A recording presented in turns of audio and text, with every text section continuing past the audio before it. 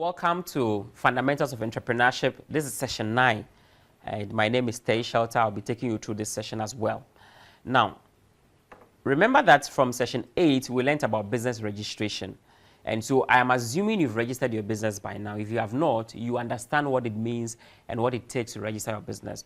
Now, having registered your business, how do you now enter the market and start doing business? And that's what this session is for. So this session is actually about business entry strategies. You formed a legal company called Kwesi Krom Company Limited. Now you have the company, you have the financial resources, you have your business plan. How do you start the business? So there are 4 key things in this particular process that we are going to discuss. And we are hoping that at the end of this, you'll be able to know which tool or which option works better for you. So the first thing that entrepreneurs do is that entrepreneurs actually start a business from the scratch. Starting from the scratch essentially is what entrepreneurs are known for. If you say you are an entrepreneur, someone will ask you that, what company have you started before? That's the question that they will ask, isn't it? Because we already assume that an entrepreneur is someone who has started a business from the scratch. And there are so many benefits of why people might start from the scratch. Some entrepreneurs actually feel fulfilled when they start a business from the scratch. They beat their chest and they tell people that, look, do you know how I put sweat into this particular business to make it happen? They sit back and they say that, look, that's the business I built. So it's very fulfilling for people to start a business from the scratch. But there are several other options of entering the markets. In order to illustrate this point, I'll tell you a story. So somewhere about getting close to 2 decades ago, a gentleman started a company in Ghana. The company has now come to be known as the Multimedia Group. So this gentleman, by name Kwesi Krom, started an FM station called Joy FM. With Joy FM, it was a business that he started from the scratch.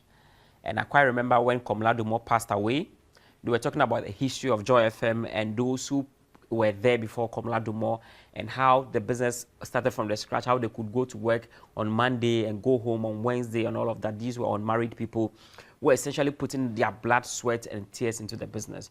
So he started the business, and Joy FM was particularly a radio station that was, you could say, anglicized, but everything that they were doing, the transmission and everything was in English.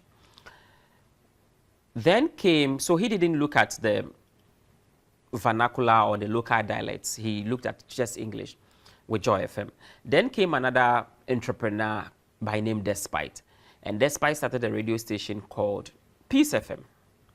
Now, Peace FM was also operating. And you know, radio station is all about the adverts that you're able to generate. With time, Joy FM realized that Peace FM was actually generating a lot of adverts, and therefore becoming a very competitive company to them.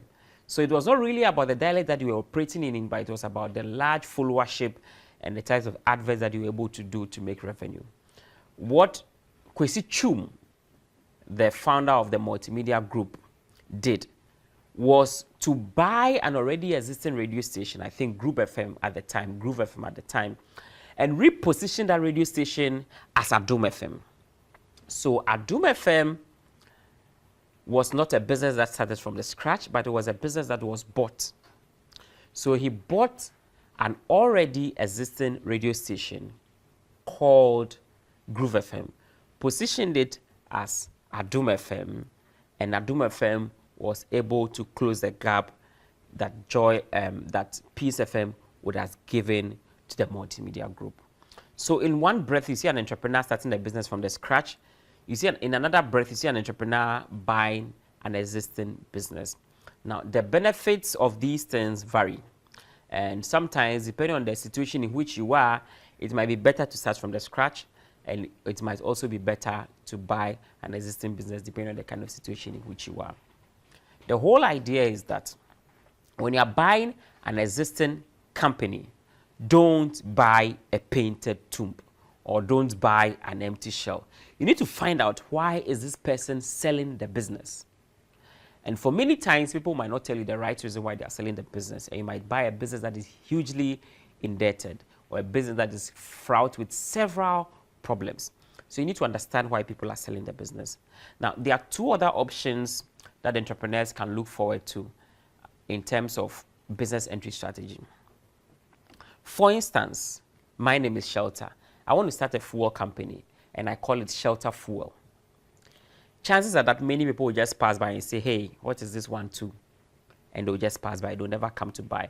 But if I wanted to start a fuel station and I called it Goel, or I went to Goel for a license, or I went to Shell, or I went to any of these well-known brands for a license to be able to start a business, chances are that you walk into it, you feel comfortable, and you come and buy. Why do people feel comfortable drinking Coca-Cola? Because everywhere you go, there's Coca-Cola around the world.